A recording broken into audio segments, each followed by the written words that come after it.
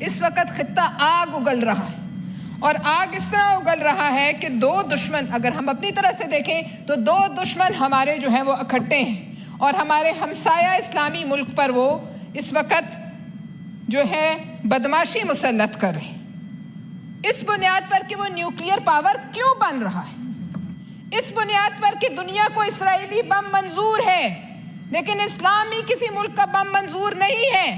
تو میں یہ کہتی ہوں کہ اگر دنیا کو اسرائیلی نیوکلیئر بم منظور ہے تو پاکستان کو ایرانی بم بھی منظور ہونا چاہیے۔ جناب چیئرمین، کل ایک بڑے ملک کے صدر نے کہا کہ ایران انکنڈیشنل سرنڈر کرے۔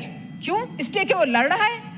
کیوں؟ اس لیے کہ پہلی دفعہ جو غزہ میں وہ کرتے رہے اس کی چھوٹا سا ان کو مزہ حائفہ میں اور تل ابیب میں اور اپنے شہروں میں بھی ملا؟ کیوں انہیں پتہ چلا ان کے چند لوگوں کو کہ گھر گرنے کا کیا دکھ ہوتا ہے؟ ان کو پتہ چلا بنکر میں کیسے جایا جاتا ہے؟ ان کے 24-25 لوگ مر گئے تو دنیا جو ہے وہ اچھل پڑی۔ اور کیوں کہا جا رہا ہے انکنڈیشنل سرنڈر؟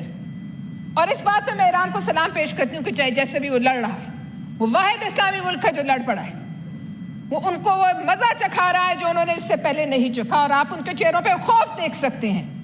اور تمام مسلمان، چاہے وہ ان کے حکمران پٹھو ہی کیوں نہ ہو اسرائیل کے، وہ دل میں خوش ہیں اور وہ دل میں دعا کر رہے ہیں کہ جو ایران ہے وہ کامیاب ہو۔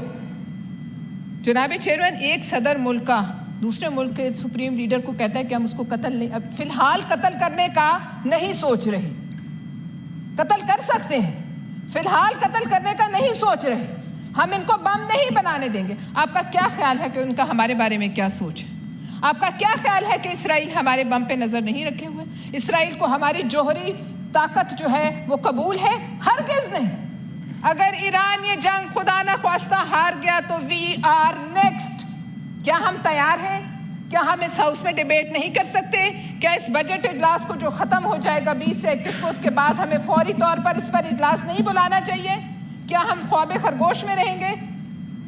جناب چیئرمین، کہاں گئے انسانی حقوق جب سب سے بڑا علمبردار انسانی حقوق کا کہتا ہے کہ میں کسی ملک کے بھی سربراہ کو قتل کر سکتا ہوں؟ کہاں گئی انٹرنیشنل کمیونٹی؟ کہاں گئی آزادی، خود مختاری؟ صرف اس لیے کہ اگر دنیا میں دفاع کا حق ہے تو صرف گوڑی چمڑی کو حق حاصل ہے اور کسی کو حاصل نہیں، اور اس لیے کہ ان کا مذہب کہتا ہے کہ یہ ممالک ہیں ان کے بچے مار دو، اور اگر ہمارا مذہب کہتا ہے کہ جہاد کرو تو ان کو یہ قبول نہیں۔ اور اگر بدماشی ہی نیو ورلڈ آرڈر ہے جناب چیئرمین، تو یاد رکھیں کہ آج کوئی ذوالفقار علی بھٹو شہید ہم میں موجود نہیں، افسوس سے کہنا پڑتا ہے، جو سب مسلمانوں کو اکٹھا کرے۔ اور اب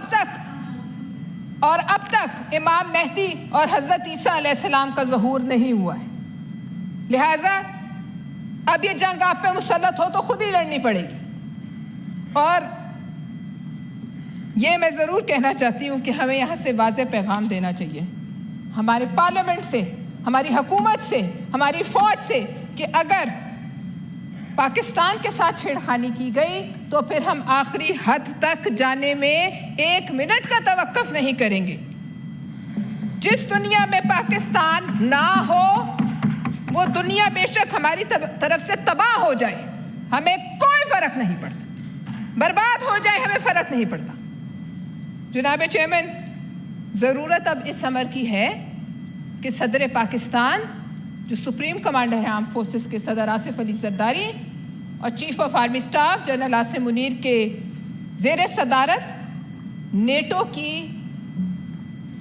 طرز پر ایک اسلامی اس کا نیم البدل ایک پلیٹ فارم ہو، اور یہ 2 شخصیات تمام اسلامی افواج کو جمع کریں اور وہ کوشش کریں جو ان سے پہلے شہید ذوالفقار علی بھٹو نے کامیابی سے کی، اور سب کو اکٹھا کریں، کیونکہ اب ایران کو بھی ادراک ہو چکا ہے کہ بھارت، جس نے ابھی تھوڑی دیر پہلے امریکی ثالثی قبول کرنے سے انکار کیا، کہ بھارت ان کی پیٹھ میں بھی چھرا گھونپ رہا تھا اور ان کے اندر بیٹھ کر موساد کے سیل بھارتی چلا رہے تھے، اور پاکستان میں بھی یہ سیل موجود ہیں، را اور موساد کے سیل موجود ہیں، ہر محکمے میں موجود ہیں، ہر جگہ موجود ہیں۔ ان کو بھی پکڑ کر سمندر برد کیا جائے اس سے پہلے کہ یہ ہمیں کوئی ایسا نقصان پہنچائیں گے۔ دوسری اور آخری چیئرمین میری گزارش یہ ہے کہ ایک وار فنڈ بنایا جائے. بجٹ کی بات ہو رہی ہے, ایک وار فنڈ بنایا جائے. ہم ہیں, زندہ ہیں تو ہم تنخواہ لیتے ہیں, ہم زندہ ہیں تو ہم کھاتے ہیں, پاکستان ہے تو ہم زندہ ہیں. اور اس وار فنڈ میں 5 لاکھ سے اوپر جس سرکاری افسر کی تنخواہ ہو وہ ساری اس وار فنڈ میں ڈال دی جائے. اس وقت تک جب تک کہ ہمارا خطہ مضبوط نہ ہو, کسی کو یہ حق نہیں کہ 25-25, 30-30, 40-40 لاکھ تنخواہیں سمیٹ کے گھر جائیں اور ملک جو ہے وہ اپنی دفاع کے لیے جو ہے پریشان رہے. لہٰذا اس وار فنڈ میں اتنا پیسہ ہو کہ ہمیں کسی اور کی طرف دیکھنے کی کبھی ضرورت نہ پڑے. جناب چیئرمین, اس کے ساتھ میں یہ سمجھتی ہوں کہ یہ گزارشات چونکہ میں اس فلور پہ کر رہی ہوں اور 2 ہی ہیں, اس پر آپ غور کیجئے اور ہمیں اپنی آنکھیں اور کان جو ہیں وہ کھلے رکھنے چاہیے. اور اللہ پہ ایمان اور بھروسہ ہمارا ہے, کیونکہ میر عرب کو آئی ٹھنڈی ہوا جہاں سے, میرا وطن وہی ہے, میرا وطن وہی. بہت شکریہ جناب چیئرمین. میں آپ کی اجازت سے بجٹ پر صرف چند منٹ بات کروں گی. جی پلیز. کیونکہ میں سمجھتی ہوں آج ان حالات میں بجٹ irrelevant ہو گیا ہے, اور بجٹ پر بات ضرور کریں گے لیکن جو حالات خطے کے ہیں ان پر بھی نظر ڈالنا ضروری ہے. جناب چیئرمین, اگر اس بجٹ کو ڈی کوڈ کیا جائے تو 17.5 ٹریلین کے اس بجٹ میں شاید قابل تعریف کچھ خاص ہمیں نہیں ملتا.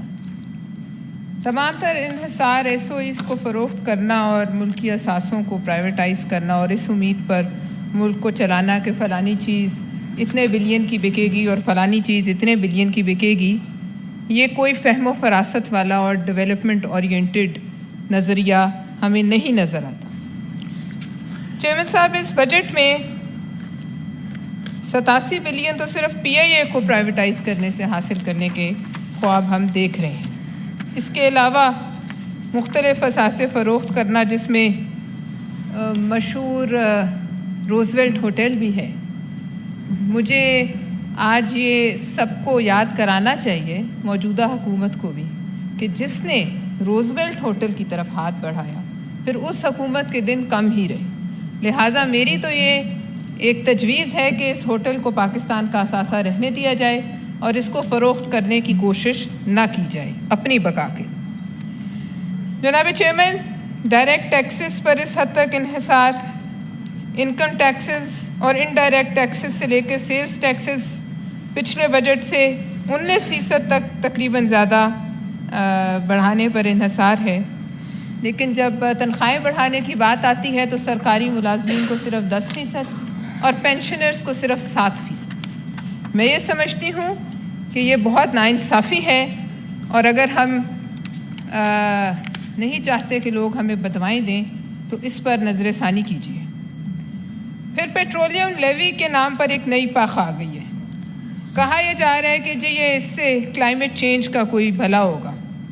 لیکن اگر ہم اسلام آباد کو ہی دیکھیں جو پاکستان کا سب سے سرسبز اور خوبصورت شہر تھا, تو جس حساب سے یہاں درخت کاٹے گئے ہیں, جس حساب سے اسلام آباد کو گنجا کیا گیا ہے, اور جو گرمی اسلام آباد میں صدیوں میں نہیں پڑی تھی وہ آج جو ہے ہم نے hottest day in the history of Islamabad چند دن پہلے دیکھا. تو اس کی ہوتے ہوئے یہ پیسہ, اس کا 1 روپیہ بھی, اس کا 1 پیسہ بھی کلائمیٹ چینج پر نہیں خرچ ہوگا. پھر آپ کہتے ہیں چھوٹی گاڑیاں جو عام آدمی استعمال کرتا ہے 850 سی سی 800 سی سی سے کم, اس پر 18% ٹیکس لگا دینا. اس پر کیا سمجھتے ہیں کہ ہمیں پھولوں کے ہار پڑیں گے؟ سولر پینل, جناب چیئرمین, سورج کسی کی ملکیت نہیں ہے. سورج نہ ہماری ملکیت ہے نہ اس دنیا میں کسی ملک کی ملکیت ہے. سورج اللہ کی دین ہے, اور اگر کوئی اس سے سہولت حاصل کرتا ہے تو آپ اس پر بھی ٹیکس کر رہے ہیں. اور آپ پھر کہتے ہیں کہ ہم گرین پاکستان چاہتے ہیں, ہم کلائمیٹ چینج سے پریشان ہیں. پاکستان اس وقت سب سے تیزی سے سولرائز ہوتا ہوا ملک ہے, اور اس میں حکومت کا کوئی لینا دینا نہیں. یہ لوگوں کی اپنی کاوش ہے اس کو تباہ کرنے کا, اور یہ جو ہمیں ایک یہ مل رہا ہے ایک انعام, اس کو تباہ کرنے کا جو ہے کسی حکومت کے پاس کوئی چانس نہیں. لہٰذا ہم اللہ کی دی ہوئی عطیات کو جو ہے وہ اس پر جو ہے جو ڈاکہ مارنے کی کوشش ہے وہ نہ کریں تو بہتر ہے. پھر ای کامرس اور جو گھر میں بیٹھ کے لوگ کام چلاتے ہیں اس پر آپ ٹیکس لگا رہے ہیں. اس میں خواتین ہیں, گھریلو خواتین جن کے پاس کوئی ذریعہ نہیں, اس میں بیوائیں ہوں گی, اس میں وہ خواتین ہوں گی جن کا کوئی کمانے والا نہیں ہے, وہ لوگ ہوں گے جو باہر جا کے مزدوری نہیں کر سکتے, نوکری نہیں کر سکتے. اس سے آپ کو کیا حاصل ہوگا؟ آپ بیٹھے بٹھائے لوگوں کا گھروں میں کاروبار تباہ کر رہے ہیں. اور نان فائلرز, جناب نان فائلرز کو فائلر بنانا ہے, انہیں سمجھائیں, انہیں بتائیں ہر شخص فائلر نہیں بن سکتا. میری والدہ ایک سینئر سٹیزن ہیں, ان کو ان کے شوہر سے پیسے ملتے تھے, وہ فوت ہو گئے ہیں. میں ان کو کل فائلر بنانے کی کوشش کرتی ہوں, کیا فائدہ ہوگا آپ مجھے بتائیے, کیا اس سے آپ کو حاصل ہوگا؟ آپ ایک ہی دفعہ نان فائلرز کو آپ کہتے ہو باہر نہیں جا سکتے, کس حساب سے نہیں جا سکتے؟ وہ پاکستان کے شہری نہیں ہیں. آپ انہیں ایک ہی دفعہ را کا ایجنٹ ڈکلیئر کر کے ان سے یہ چھین لیجیے, آپ ان سے سٹیزن شپ, تاکہ فارغ ہو. اس طرح نہیں ہو سکتا کہ آپ کسی کو ملک سے جانے سے روک سکیں. یہ بنیادی حق ہے, آپ بنیادی حقوق بھی چھین رہے ہیں. آپ ذرا ایک دفعہ ایف بی آر کے جو بڑے بڑے افسران ہیں ان سے کہ اپنے اثاثے کیوں نہیں ڈکلیئر کرتے؟ پہلے اپنے اثاثے ڈکلیئر کریں, پھر ہماری طرف انگلی بڑھائیں, پھر پاکستان کے عام عوام کی طرف انگلی بڑھائیں. جناب چیئرمین, اس کے ساتھ ساتھ کے پی کے اور بلوچستان کے نئے ضم شدہ اضلاع کو دینے والی چھوٹ بھی آپ ختم کریں. کیوں؟ کیا ان صوبوں میں کوئی پچھلے کئی سالوں میں سکون کا ایک لمحہ ہے؟ کیا بلوچستان اور کے پی کے میں اس وقت جنگ نہیں ہو رہی ہے؟ کیا بلوچستان اور کے پی کے میں طالبان اور بی ایل اے جو ہیں وہ بھارت اور اسرائیل کے ایما پر آپ کے لوگوں کو شہید نہیں کر رہے ہیں؟ آپ وہاں سے بھی چھوٹ چھین رہے ہیں. کیوں؟ کیا یہ ایسا وقت ہے کہ آپ یہ چھوٹ چھین لیں؟ پھر سندھ سے آپ وعدہ خلافی کرتے ہیں. 3 اضلاع کو 3 صوبوں کو آپ ایفیکٹولی وفاق کے خلاف جو ہے آپ ان کو جو ہے ان سے متنفر کر رہے ہیں وفاق سے. اور اس موقع پر جب ہمیں اتحاد کی ضرورت ہے, یہ کہاں کی آپ بتائیے فہم و فراست ہے؟